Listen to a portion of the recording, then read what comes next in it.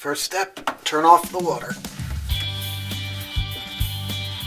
And you're going to want to put a bucket in here and disconnect the trap and let the water drain from the trap into the bucket.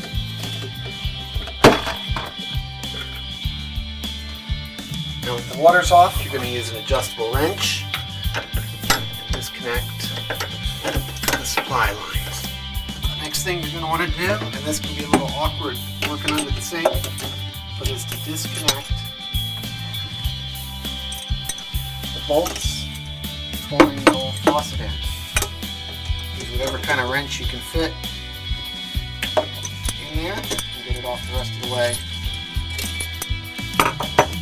with your finger. Then just pull it all out. You can see the old plumber's putty. You're going to want to scrape that off, put it in the trash, and clean up the entire area. The new Price Pfister faucet comes with a pop-up assembly, so I'm going to go ahead and take that off the old sink next. Okay, removing the old tailpipe, a pair of slip joint pliers.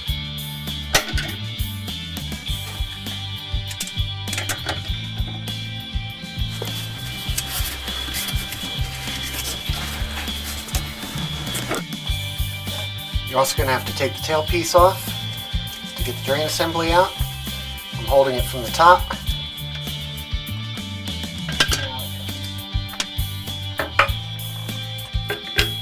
We're going to scrape away into the old plumber's putty.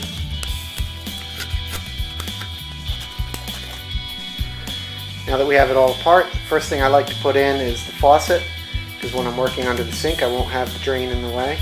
So I'll do the faucet next. Next we're going to put some plumber's putty around the area that's going to be underneath the base plate for the faucet. Okay, as I go, some of the plumber's putty will push out as I tighten the faucet down.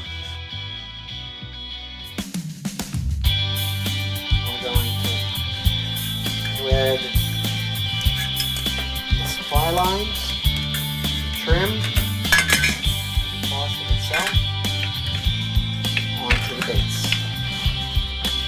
And then from underneath, I'm going to attach the special washer and the nut.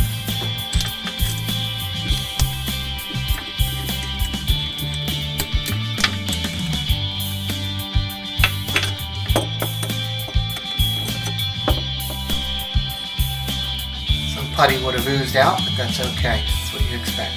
Just wipe it off. Okay, now that the faucet is attached to the deck, what can we see? It's potentially a problem. There's the supply lines on the faucet, and there's my shutoff valve, and they're not going to reach. That's going to be a common problem. I'm going to need to go to the hardware store and get the supply line. Now I got the right supply lines, and I connect them to the faucet. The supply lines I'm using have rubber gaskets, so I don't need any Teflon tape. And I'll snug those up with a wrench in a moment, and then connect them up to the appropriate hot and cold.